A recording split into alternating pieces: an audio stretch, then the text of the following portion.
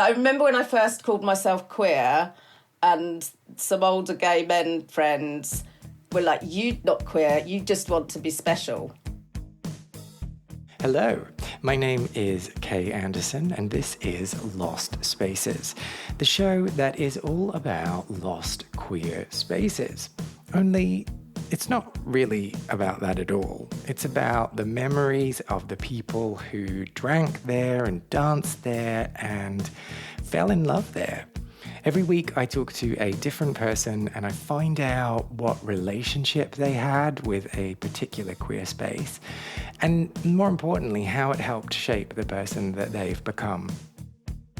So one of the constant gifts of doing this show is the reminder of how privileged those of us who get to grow old actually are.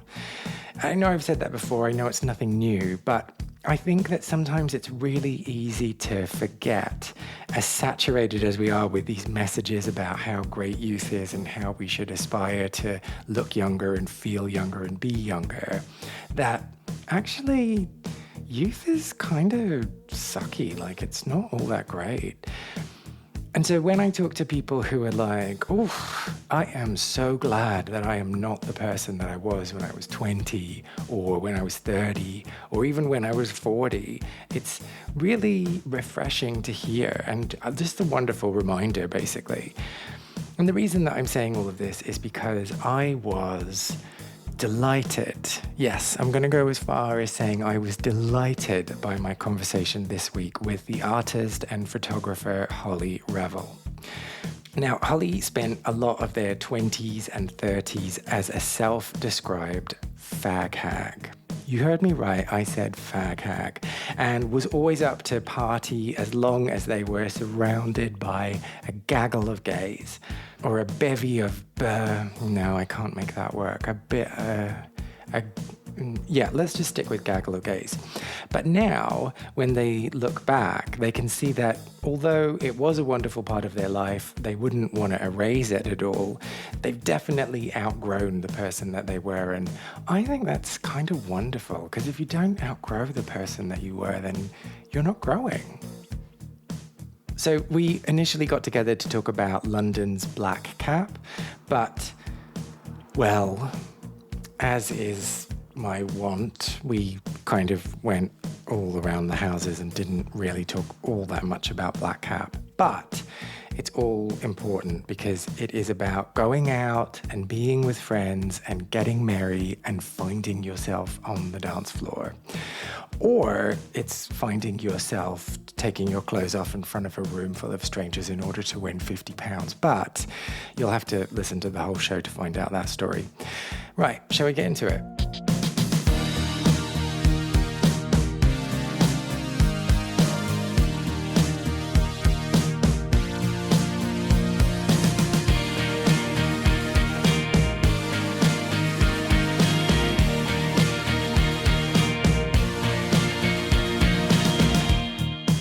So, if I were to say the word fag hag to you, actually, is it one word or two words? It doesn't matter. If I were to say fag hag to you, what do you think of immediately?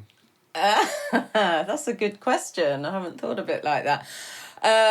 It takes me back to when that's how I identified. The first vision I get is just a cackling idiot. Or not an idiot, but a young, naive... I mean, I'm thinking about myself. So, yeah, back when I first started hanging around with gay men, I proudly identified as a fag hag. And I was aware that the terminology was derogative, but it didn't bother me. Mm-hmm. Now I have a non-binary identity that I've given myself. And I understand maybe that's why, like, I don't really relate to any sort of female, women kind of stuff. So maybe that's why it didn't feel derogatory to me. Oh, I see. Yeah, I don't know. Like, I'm now looking back through this sort of queer non-binary lens, and I'm like, well, that kind of changes everything and sort of explains some stuff, but doesn't. I don't know. I still don't know why I'm like I am, for example. Oh, who does? And why I've Who done the does? things I've done. No, that's Anyone true. who understands themselves is boring, and there's not much to understand. But so let's just make sure I fully understand what you've been saying. You didn't have a problem with the words fag hag because you didn't necessarily view yourself as female. Well, I've always just seen myself as Holly. Back then we weren't talking about things like this, so I didn't see myself or not see myself. Yeah. I was just me. But I didn't see myself like other fag hags, if you like. But then don't we all think we're special? I really felt I was one of them. So you were a fag hag that's not like the other fag hags. Yeah, but all fag hags will say that. I am the special one. But what did you think was different about you in relation to them? That I was more like the gays. Yeah. I wasn't like a straight woman. I'm not like a straight woman, but like I do have a male partner, for example, so I'm seen in that way. But I've never been like straight people. And when I was surrounded with gay men, I was like, you're all straighter than me. Like, they really are, like... I mean, now they've completely gone the sort of heteronormative way and they really are, they're just the straight gays. But back then, when I didn't have language or anything, I was always like, well, I'm way gayer than any of you lot. And, like, these gays that I hung out with were... Well, we were all very hedonistic, but they were very cis men. People, but I loved them at the time. At the time? I mean, we are still friends, sort of. But, we see each other. Mm-hmm. God, cut that bit in case they listen. Because I will suggest they listen to this. Oh, no. They know I hate them. Hate them. But no. Okay, but let's reframe this then. Is it more that you just grew out of that scene and started having different interests? Yeah, so I probably spent a good decade in very male, sort of very cisgendered gay male spaces and was very comfortable there and having a great time. And then I probably, I don't know, but I was still really into just like really heavy nights out, like, just getting completely obliterated, whatever. But I sort of started to discover the more sort of queer performance art kind of world and like people like Scotty and Johnny Woo. And, now East London's saturated with this stuff, but back in there, and it's not anywhere near as weird and queer as it was. But what am I saying? Back then. So I started to get into this kind of nights that were a bit queerer, and all of a sudden the fag hag identity was going. I was becoming... one of the queers, one of them still, but in a different way. It was more equal, I suppose. It was just different. It was more creative and stuff like that as well. I don't know. I think I'm rambling on about this stuff. This is so interesting. So more equal, because when you described yourself as a fag hag before and you said that you were surrounded by these cis gay males, you felt like one of them rather than another fag hag. So what does more equal mean then in context of feeling more equal with your queers? I definitely felt like one of them and was kind of blissfully naive probably because I look back and I'm like, well, of course there was a hierarchy and, the binary thing. Yeah. So I don't know, in lots of ways I was just like treated the same and so on. We were just all out having a good time.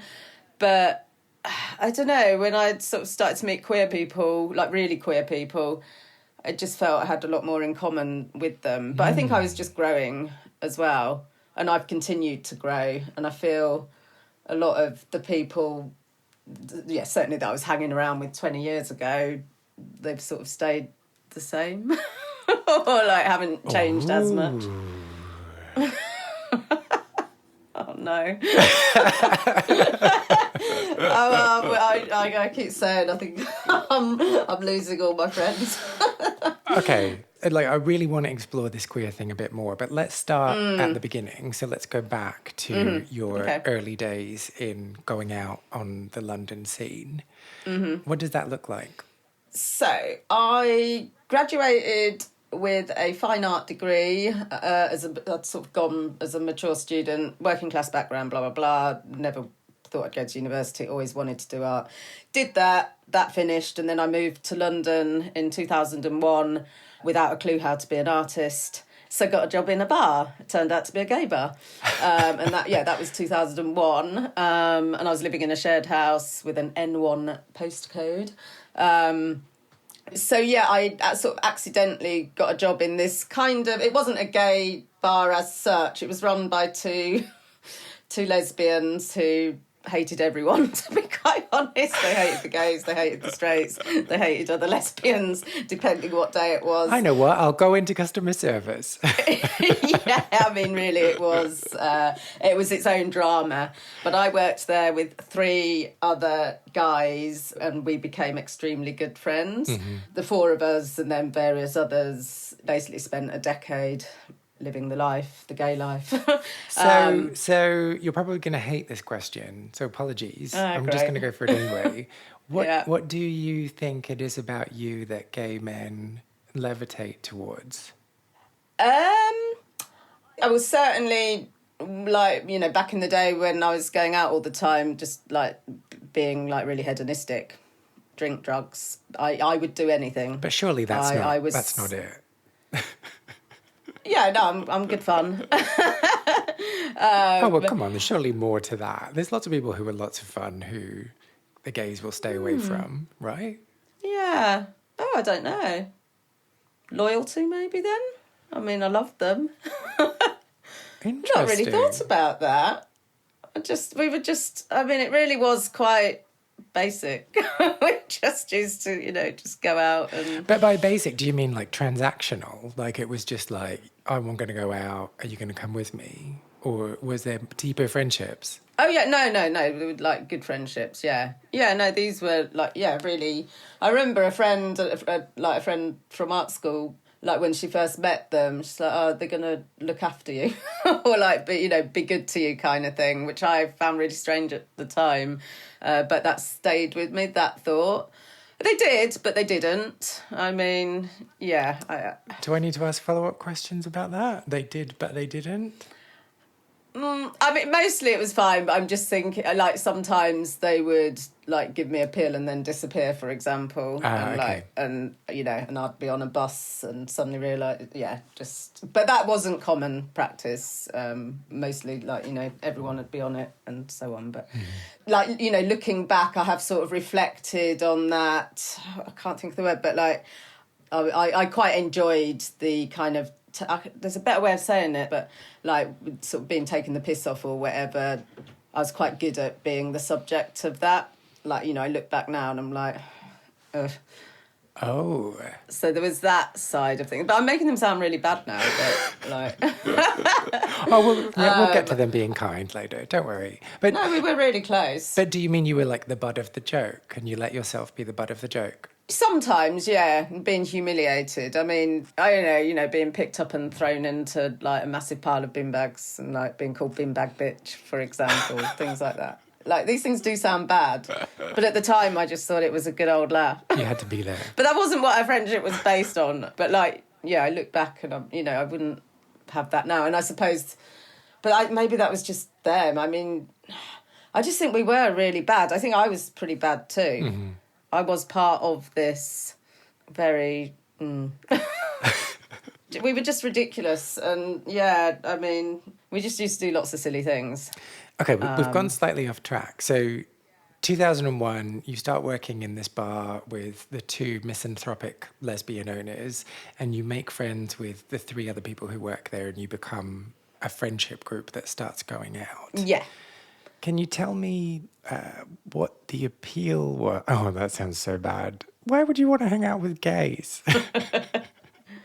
But I guess what I mean is, like, why, like, were you just up for the party? Oh, yeah. Yeah, I mean, I, like, literally was up for it till I was 42. Now I'm sober. I calmed down a bit, but yeah, I was really into it. So getting sober meant that you're not up for it anymore, or? No, I'm still social, and I think I'm a lot more confident without alcohol, definitely. But I just want different things now. You know, it's part of growing older as well, I'm sure. Yeah, I mean, I stopped when I was 42. 44 was when I stopped. But I just was like, I'm too old to be a binge drinker, and that seems to be the only way I drink. Okay. I didn't drink all the time at all, but when I went out, I'd just be having such a great time, I'd just carry on. But then, as you know, when you're in your 40s and passing out and being scraped off the basement of the glory by a young twink and put into a cab, it's not the greatest luck. So I wanted to change the way I drank. I didn't want to stop drinking necessarily, and then I've just become really enlightened and seen the other side. But that's maybe a different podcast. Oh, what? So not drinking then made you like evangelize not drinking? More recently, so it's been 6.5 years, and like for the first few years I was always I'll have a drink if I want a drink, and I didn't end up wanting a drink, and I sort of wanted to want a drink sometimes, but I just didn't, and I was like, well, I'm not going to if I don't want to.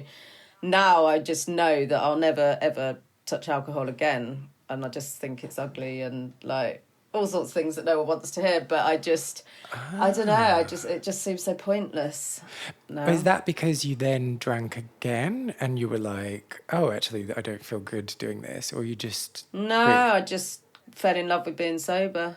What is it that you love about it? It's not, no, just...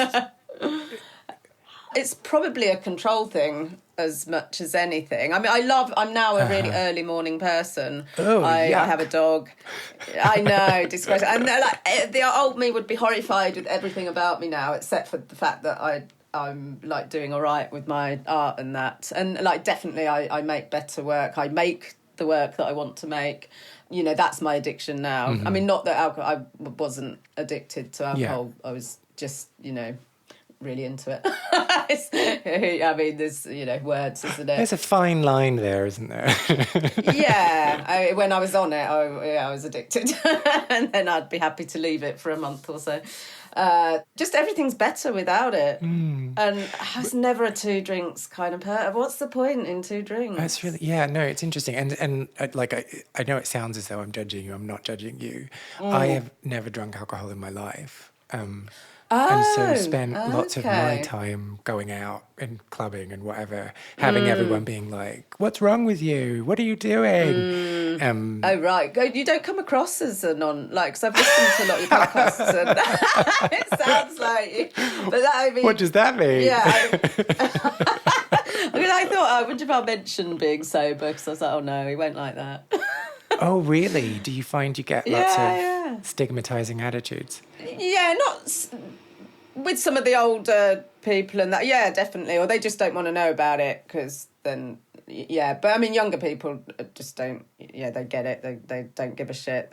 Because loads of young people don't drink and so on. And also they see me as, you know, I'm much older. So, but people, you know, old friends and things like that don't get it at all. No. So.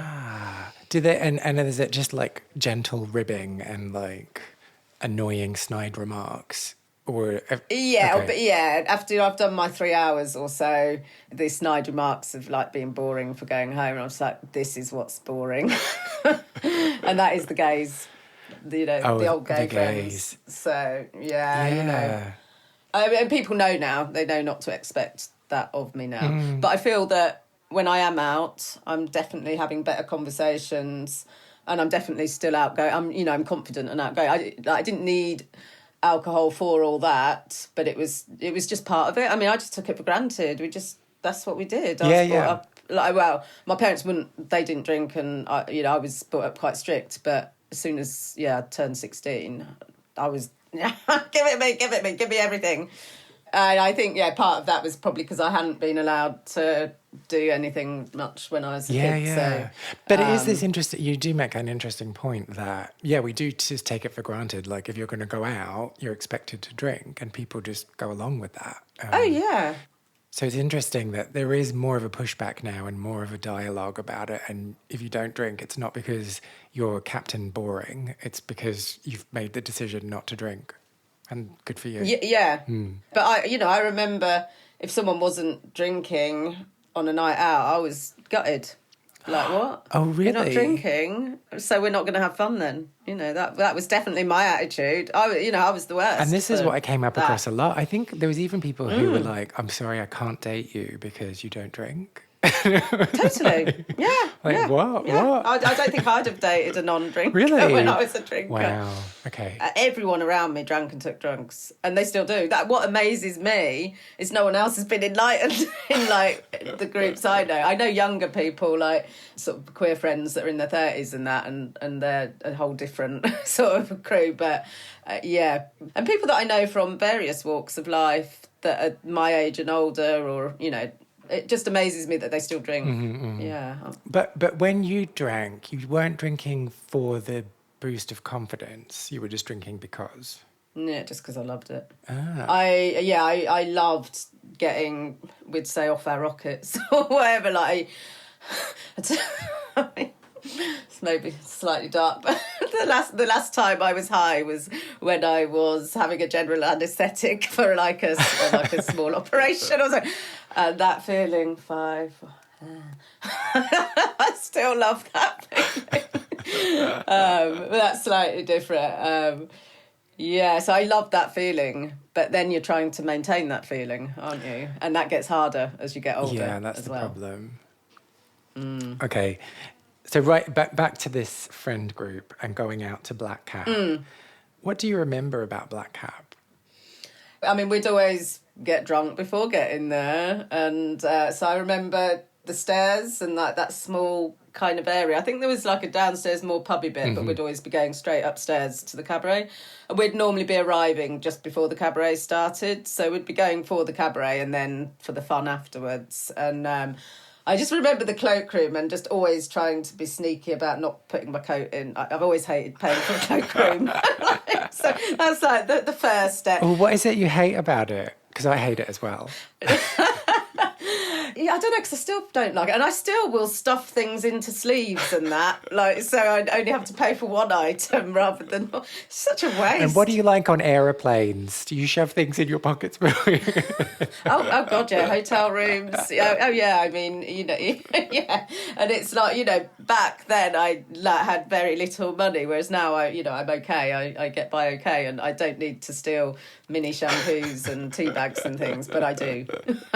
Yeah. I know, and the mini shampoos are always terrible quality though. Like they're awful shampoo. But Never for use some them. reason, no, I need this. I paid for this room. Yeah. I need to take this home. Yeah, it's just there, and it's like, and I wouldn't take stuff that I'm not supposed to take. I just can't help myself. Yeah, I was literally in a hotel last weekend or the one before, and took all the tea bags and the coffee. I don't even drink coffee. Took all the it was quite a posh room, and there was this. I was like, so that'd be useful for someone. But and it will be. I promise it will be. Don't feel remorse. Yes. But yeah, no, paying to put your coat in always just felt like such a rip-off. Yeah, no, that's not what I want to spend my money on. I want to spend it in the bar, and that's exactly where I'm heading to. And I also don't want to have to queue up to do this either. I just want to get up those stairs. Oh, yeah. Because the excitement, the adrenaline is going, and, And I mean, also, on the drink thing, sometimes, we'd be really quite drunk and you'd have to then sort of try and act sober to make sure that you got in. Oh. I definitely have been turned away from places in the past for being too drunk. Oh, so what's the plan then? So if you're like a block away from a bar and you're there with your group of mates and you're like, I think I might be too drunk to get in, how do you sober up in that one block before you get there? Deep breath, quieten down. Because I probably still am quite loud, but just rein it in and smile. Do you avoid eye contact? I kind of do anyway. Oh, okay. Yeah. I mean, I'm pretty sure I'm neurodiverse and definitely dyspraxic. And but I didn't know any of this stuff then either. So yeah, no eye contact. Head down, just be quiet and smile. Smile's good. Get it together. Yeah. Lovely gay boy, straightening you up and putting you under his wing. Yeah. And did you ever get turned away?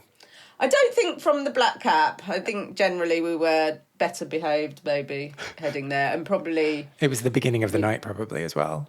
Well, kind of. We would have been drinking at a house or something before there.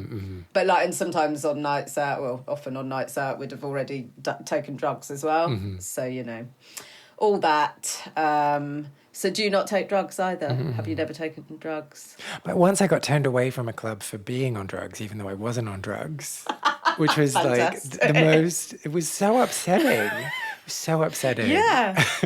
yeah, that's not fair. Why? Don't know. What were you doing? Nothing. The guy was just like, "You're clearly on drugs, you can't come in." And I was like, "No, I'm not on drugs. What do you mean?" He's like, "See, you're clearly on drugs." And then I was getting agitated and annoyed because it was like, "Well, I'm definitely not on drugs." And then it just... But then you just start behaving like you are. Yeah. So Even you're though just you've like, never been on drugs. What do you mean I'm on drugs? Like, how could you possibly say that? And then it was just like, well, you're definitely not coming in now. It's like, there's just no justice in this situation. I just have to go. Anyway. No, I know I've been wrongly accused of things and then acted up so much that's then been the reason or whatever. That feels like a familiar situation. But normally, no, I always remember going up the stairs and I remember the stairs, but maybe not coming back down the stairs. So then what kind of fun adventures did you get up to at the Black Cap? Yeah, I mean, I can tell you a really funny story of getting on stage in another club if you want, or we can stick with the Black Cap. Well, how funny is it? It's pretty good. Okay, go on. Do you know the White Swan in Mile End? Oh, yeah. Pretty rough and ready. So they used to do an amateur strip contest, probably still do, on a Friday night. That was definitely somewhere where we used to get absolutely bollocks before going to. I remember arriving there in some right states, but I don't think anyone cared. Sometimes it'd be empty anyway, but not on this particular night. This was a fantastic night. It's definitely one of my best fag hag stories. Amateur strip contest, fit young men taking their clothes off, strutting on stage. I don't know how I ended up in this contest. And all of a sudden my friend's shrieking, "Oh my God, she's got her China white titties out." And I basically was on the stage and I'd thrown my bra and top off into the audience and I was doing a backward crab. That was my party trick back then. I could bend over backwards into a crab and walking across the stage while these 4 young men were trying to compete against me. So I won that contest. Oh, amazing. You won. And had to do the whole spectacle again, which was extremely sobering because as the winner I then had to reproduce this rather impromptu performance, having sheepishly gathered my stuff. But I got into it. But yeah, so I won £50 cash, but then the person with the money didn't want to give it to me because I wasn't a boy. So there was a bit of a hoo-ha about that, and he wasn't going to give me my winnings. But so was it an audience-voted competition? Yeah, I think it must have been. Everyone was definitely rooting for me, and I had a new harem of about 20 or 30 young men all, cheering for me. And eventually when I got my £50, I went straight to the bar with these men and bought shots for as many people as the £50 covered. So, they got their money back. And was that the start of a new career for you as a stripping, backwards bending performer? No, actually. Maybe it should have been. It sounds like easy money to me. Yeah, actually, I then started doing the rounds. I've won that prize in all the bars. But what motivated, maybe you don't remember, but what motivated you to be like, yeah, I'm going to get on stage and take my clothes off? Yeah, I don't know, really. I'd always be at the centre of things. And I mean, when I was at school, I really wanted to be an actress, and then drama got axed and it just wasn't an option. So I always had that kind of want to be something. Doesn't sound like something you do in GSCE drama, though, does it? But no, I don't know why. I just loved making an idiot of myself, I guess. Well, that's a good reason. Yeah, I don't know. I think that's a good reason. Why does it need to be deeper than that? Yeah, I did genuinely enjoy the humiliation, I think, which is like quite dark. Do you still enjoy the humiliation? No, absolutely not. What changed? I started to respect myself, maybe. Yeah. Yeah, I just didn't care about anything back then. But why? I don't know. I still liked myself. I didn't really have, like... I was thinking as I was making my notes for this, which you were very impressed with me doing. Very impressed. I was thinking, oh God, this is going to be like therapy. I haven't actually talked all this stuff through. But I can't even remember what was the point. Why you wanted to make a tit of yourself? Yeah, no, I have no idea. It was just fun, attention. I liked making people laugh. Yeah, I loved making people laugh, and that kind of thing made people laugh. So it's easy. Yeah, I had no shame. But I still don't have much shame, but I can still play the fool and that. Yeah, but not in such a exhibitionist kind of way. So you only take your cardigan off now?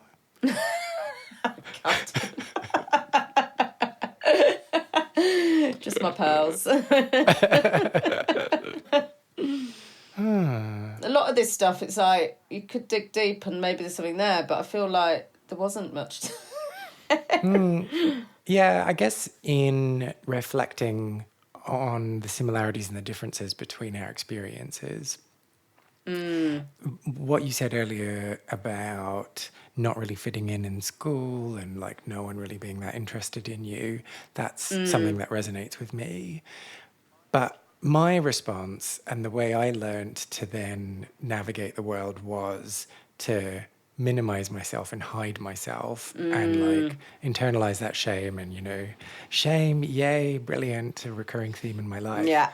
But you did the opposite, where it was like, fuck it. This is what I'm going to do. I'm going to go and like make a tit of myself.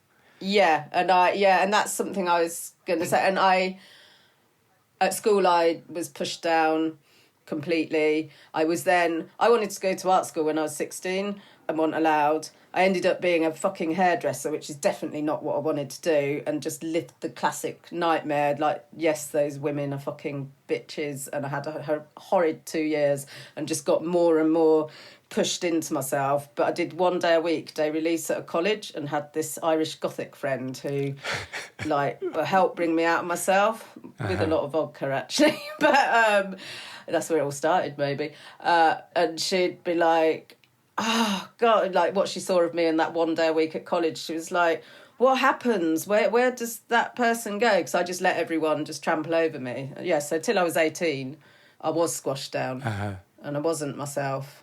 And then there was no decision, but I found my confidence when I got out. When I started doing what I wanted to do. So I went travelling when I was 19 and never looked back. Oh, interesting. And you never ever receded back to... No. Oh, that's exciting. Yeah, so up until I was 18, I was, a completely different person. Yeah, I hadn't actually reflected that bit of time because, leaving school, those couple of years after school at 16, and I wanted to just go to art and drama and wasn't allowed.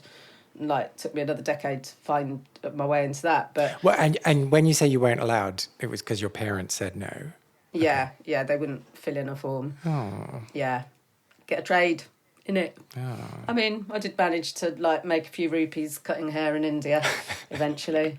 Is any of this usable? Yes, I feel like yes. Although we haven't talked that much about the black cap at all. You never talk about the actual bars on these things, though. Sometimes I try. What else? Well, okay. So at the beginning of our conversation, you said that you identified as a fag hag in days of yore. You also said that a fag hag was a cackling idiot, which we didn't explore much. Does that mean that you think you were a No. cackling idiot? Certainly would have looked that way at times. Yeah, there was a lot of loud laughter. But when you think back on that younger version of yourself, do you recognize them? Yeah, definitely. It is just a sort of naive, sillier sort of. But well, I'm still quite silly, but yeah, like I said, I don't really have regrets of any of the ridiculous. I think I just am quite a ridiculous person. I mean that in a good way. I mean, all the people I'm drawn to are absolutely bonkers, but geniuses, like.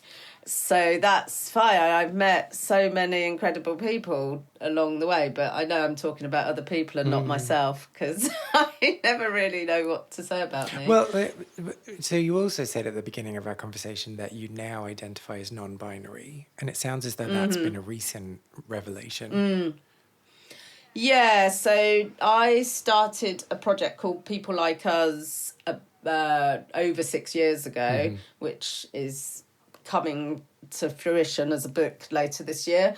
And when I started that, and it's all AFAB people, so it's all assigned female at birth, trans, non-binary and gender non-conforming people.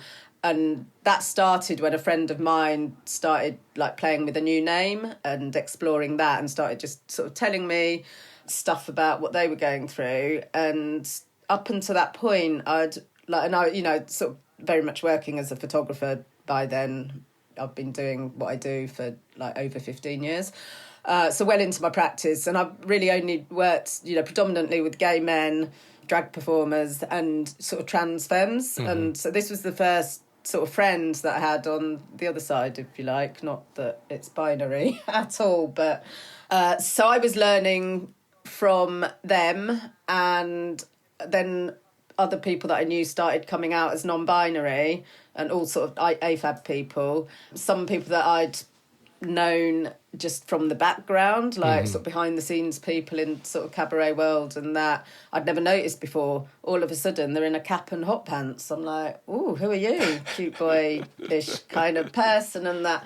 And I started just having these really interesting conversations with people that I knew, some friends and that. I was like, oh, maybe there's a project here. And I guess, I can't remember when people actually started doing the pronoun thing. It was maybe around then, maybe a bit before, maybe a bit after, I don't know.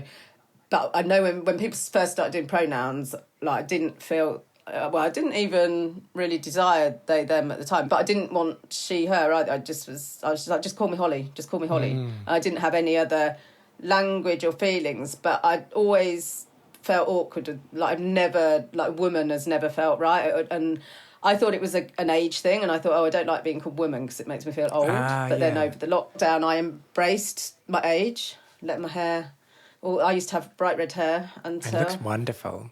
Thank you very much. The boys do like it, the gays.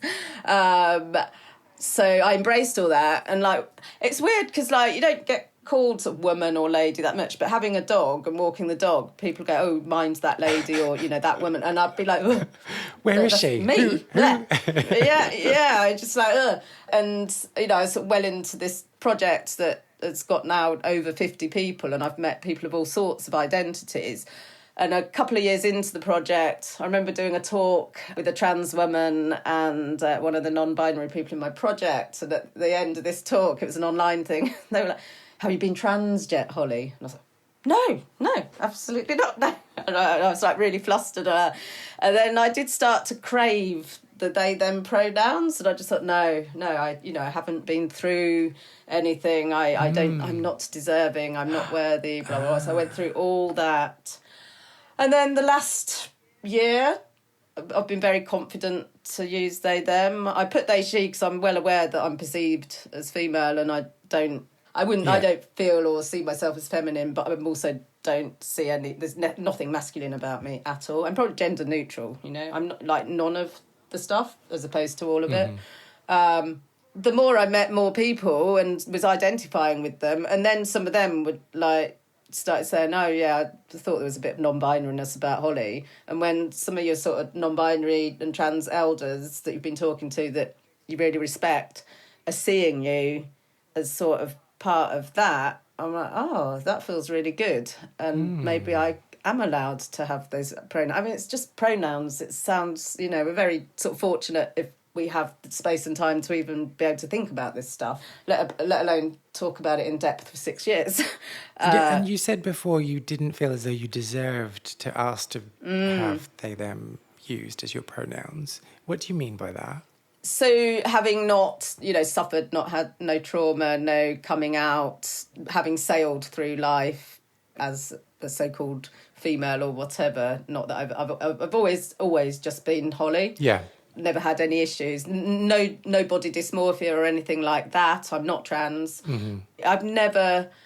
Recently someone started talking about personhood and I thought, yeah, that's really good. Like, I've never been part of a sisterhood. The only group that I was part of was the gays. That was my sisterhood. That was the group I related with. I remember when I went to university and like heard about feminism for the first time and I thought, oh no, I'm not. That's, you know, I didn't understand. Obviously I'm feminist, whatever, but I don't really like that word.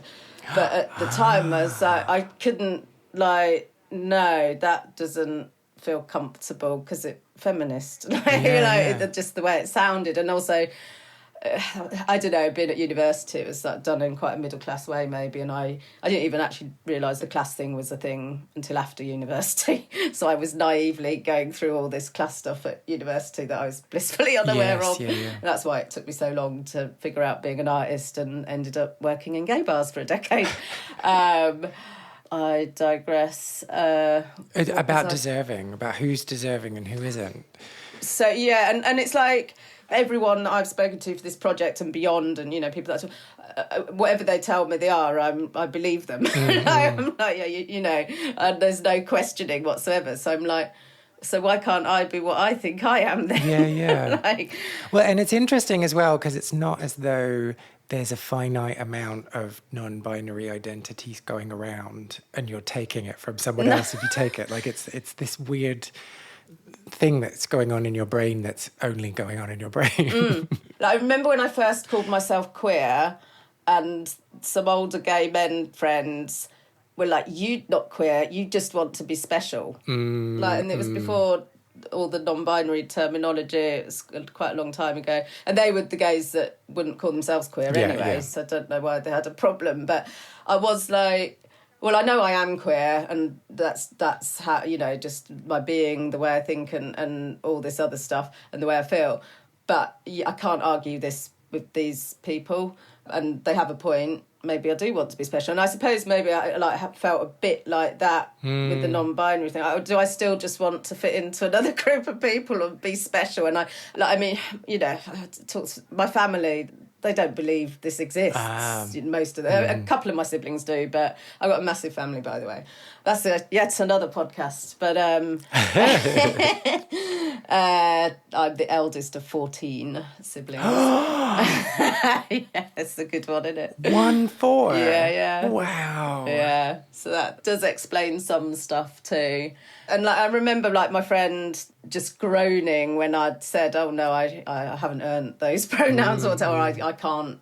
And it's not that I believed one should suffer to have a label or whatever at all.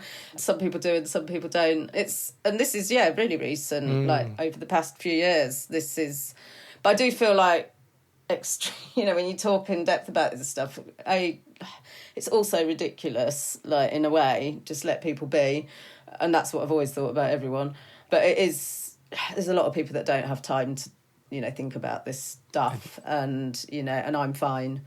But I do think about it a lot. and now I do feel comfortable with it, but I understand that I'm not perceived in the same way that I feel, except for by people that know and understand me. But, you know, even people like so I do a bit of teaching, and people that I've worked with there for years and years, they wouldn't believe or see this identity at all. Like, and are you okay with that, or?